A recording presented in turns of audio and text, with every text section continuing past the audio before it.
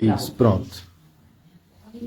É com muito prazer que a gente recebe vocês aqui. Você é a primeira vez, seja muito bem-vindo. Que todos possam receber aquilo que vieram buscar. Tá bom? A gente deseja de coração. Bom, eu vou dar os recadinhos da nossa casa. Né? A nossa casa vive de doação. Então a gente pede para que a ajuda para o nosso bazar, né? Alguma roupinha, um sapato, enfim, que possa ser doado para que a gente possa reverter, para a gente manter a nossa casinha, né? E a gente conta com quem? Com quem que a Pidona conta? Ei, né? E também a questão das doações para a cesta básica, né? Nós atendemos várias famílias, então a gente pede também encarecidamente que nos ajude para que a gente possa ajudar essas famílias também. Eu costumo muito dizer, o pior de que você não doar é você ter e não querer doar. Então vamos começar a aplicar um pouquinho da que a gente, né, tá aprendendo. E já que a gente tem tanto, graças a Deus, por que não, né? Nossos horários de atendimento da casa: terças e quintas, às 20 horas, sexta, às 14, domingo, às 9 e às 10h30, tá? Nós vamos ter agora, no dia 3 e 4 de dezembro, o nosso bazar de Natal, né? Esse bazar, ele é bem variado, não são coisas, vamos dizer assim, usadas, né? Tem alguma coisa que é assim, mas em ótimo estado, porque graças a Deus nós ganhamos bastante coisa da etiqueta, né? Nós também vamos colocar coisas novíssimas, né?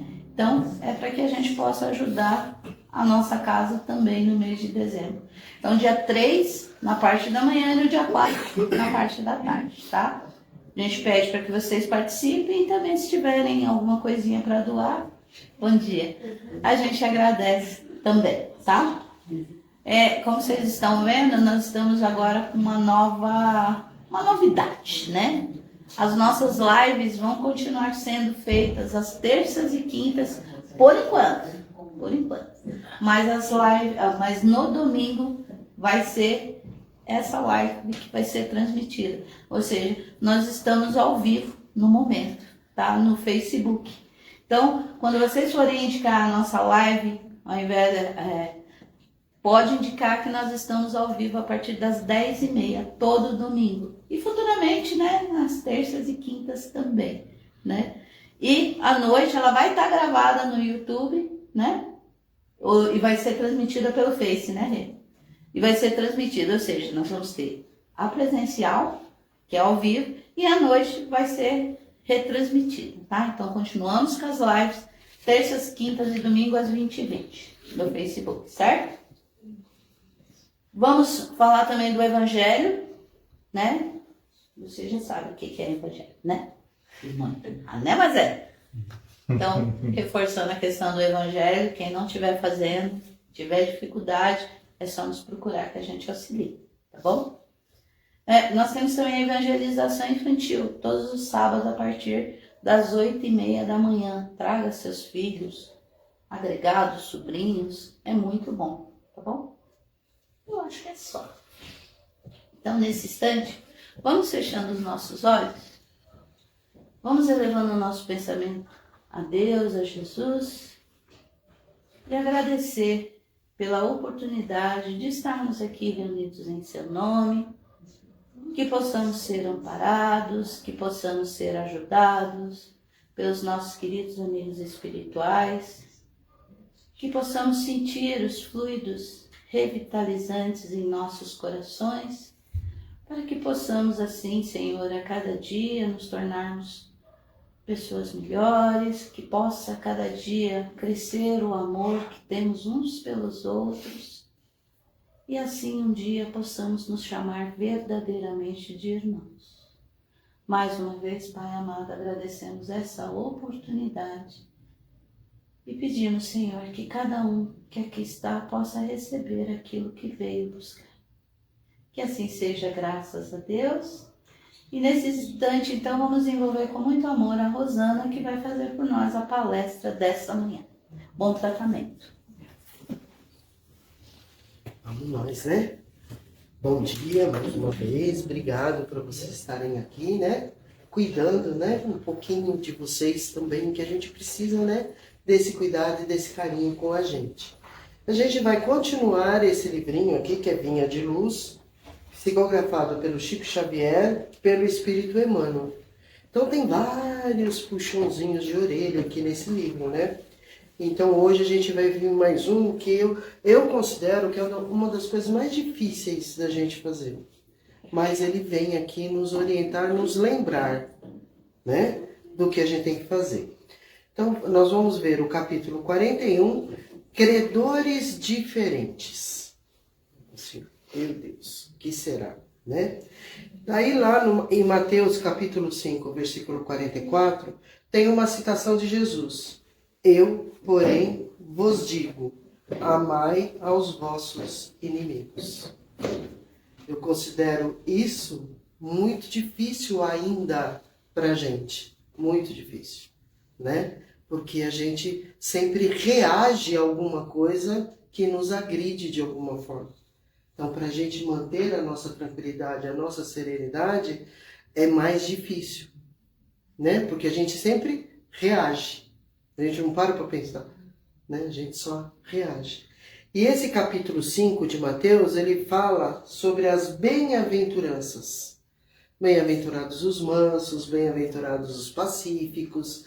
Então, vem lembrar da gente como a gente tem que ser, né? Quais as mudanças que a gente tem que fazer dentro da gente. E esse versículo 44, tá? A nova justiça é superior às outras. Quando a gente vê isso, amar aos vossos inimigos, como é que era a lei antigamente? Olho por olho, dente por dente. Você me fez alguma coisa, eu vou te retribuir da mesma forma. E agora ele veio trazer um novo entendimento para a gente. Por isso que ele fala que é superior às outras, né? A gente deixar de revidar, a gente deixar de pagar com a mesma moeda. Então a gente tem que chegar nesse patamar de amar aos inimigos. E esse processo não é fácil. Que é bem diferente você amar aqueles que você, né, os seus amigos, as pessoas que você tem um carinho, do que aquelas pessoas que você não tem até uma aversão, né, com a pessoa. Então a gente tem que começar a fazer esse exercício. Então Emmanuel vem trazer para a gente umas colocações que vai fazer a gente refletir muito. O problema do inimigo sempre merece estudo mais acurado, ou seja, com mais atenção. Então, antes da reação, a gente tem que parar para pensar e tentar entender o que está acontecendo. Por que ele é meu inimigo? Né? Porque se ele é meu inimigo, tenhamos certeza que foi alguma coisa que a gente fez.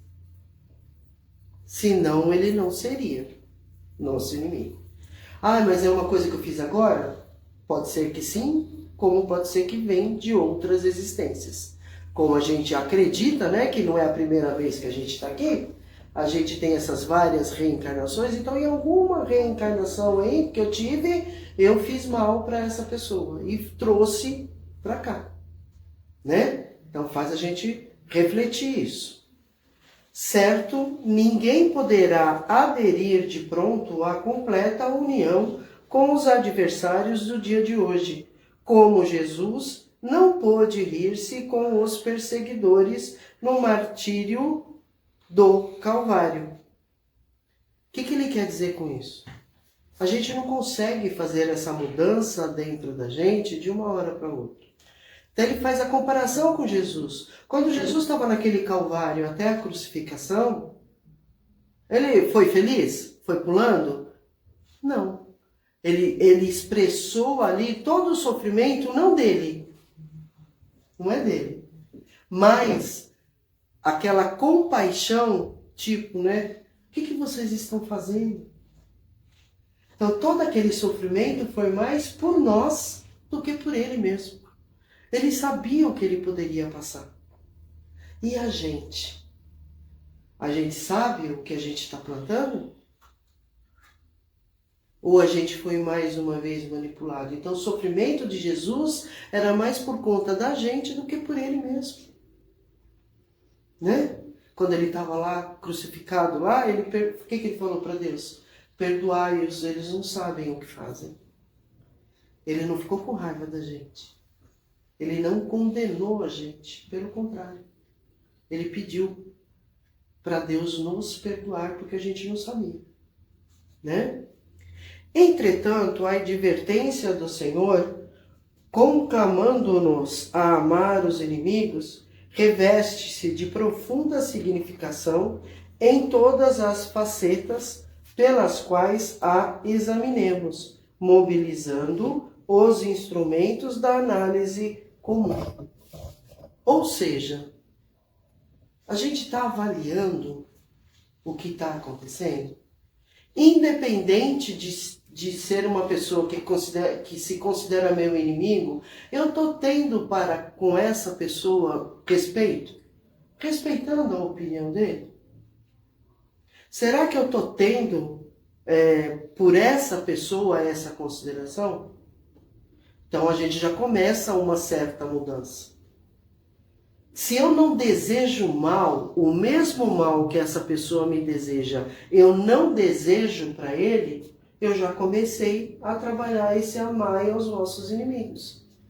Eu não vou desejar a mesma coisa para ele que ele está desejando para mim. Eu estou pagando na mesma moeda. Eu estou pagando na mesma moeda. Então eu tenho que pedir para Deus, primeiro, me dá forças, ajudar.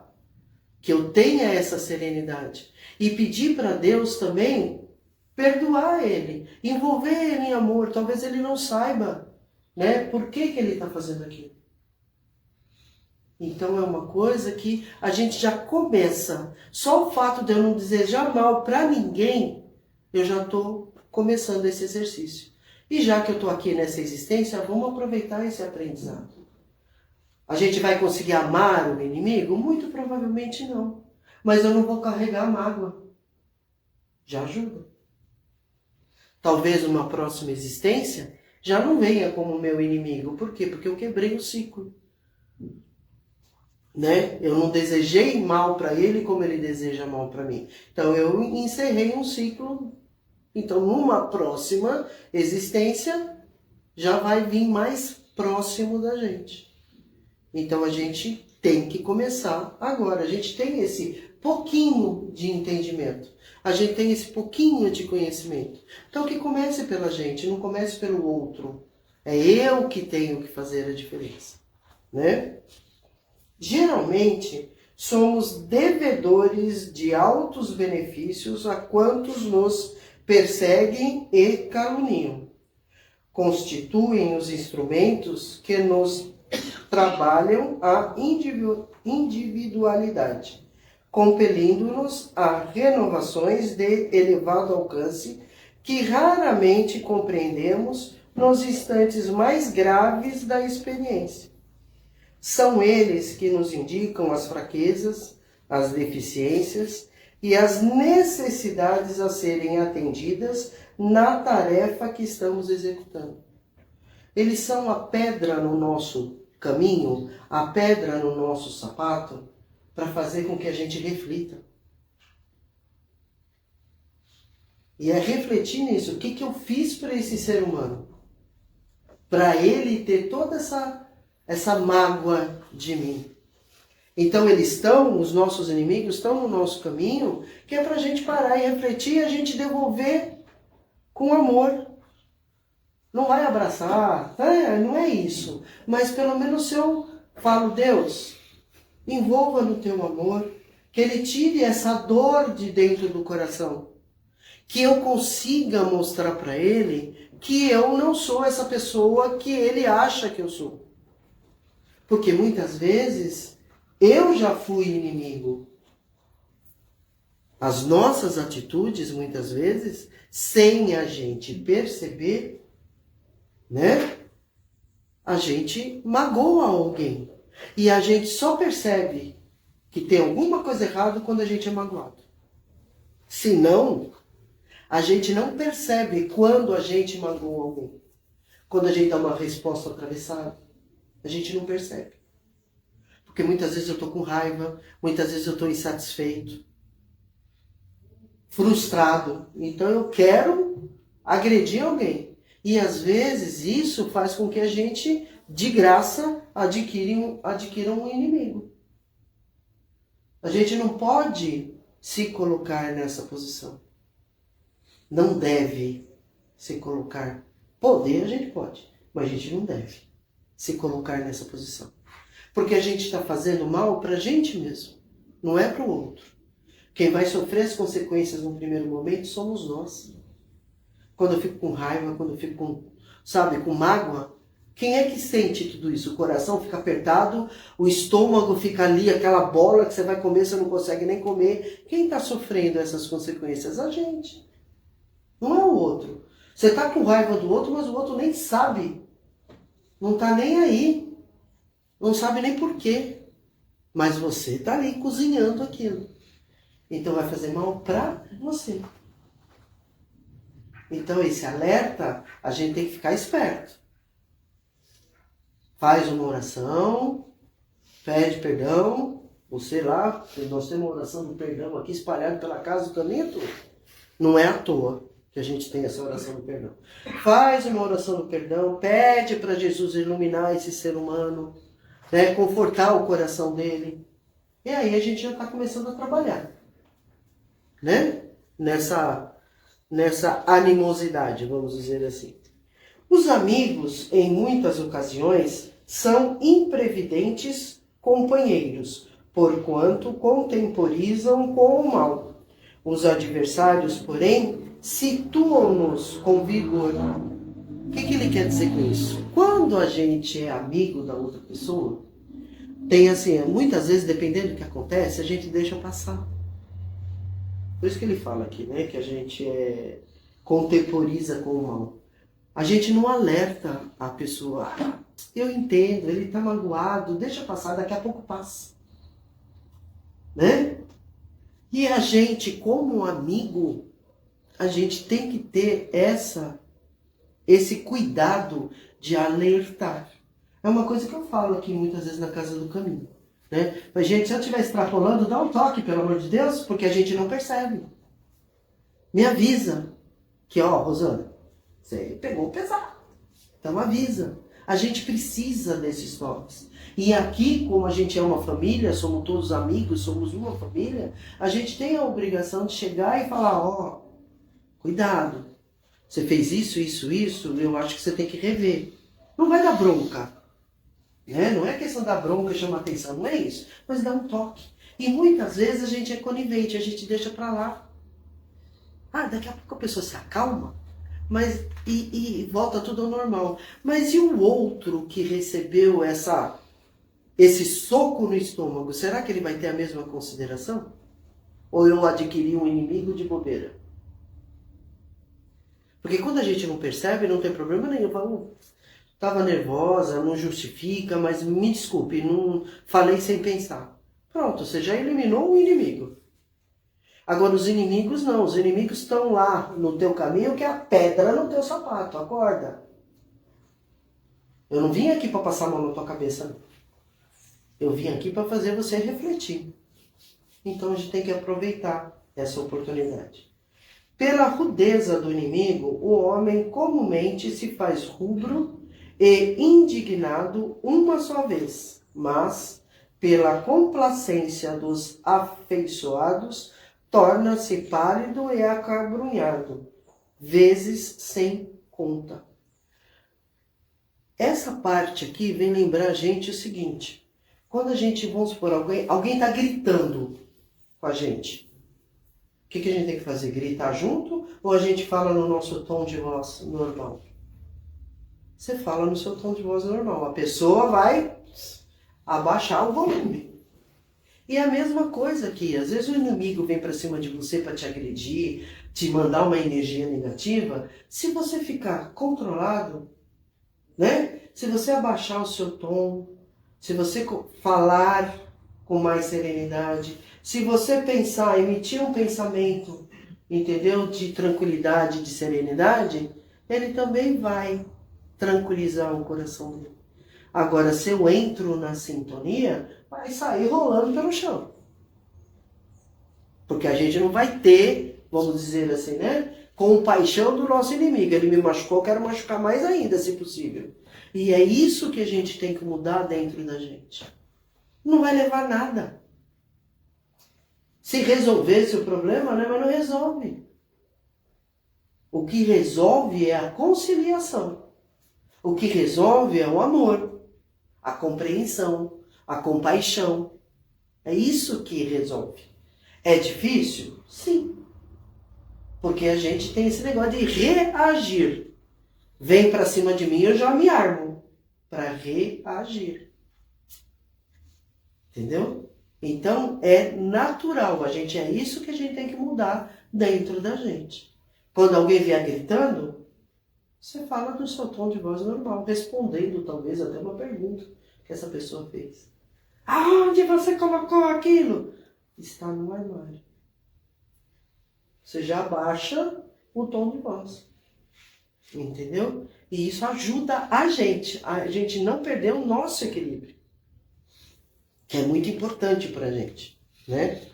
Não queremos dizer com isso que a criatura deve cultivar inimizades. No entanto, somos daqueles que reconhecem por beneméritos credores quantos nos proclamam as faltas.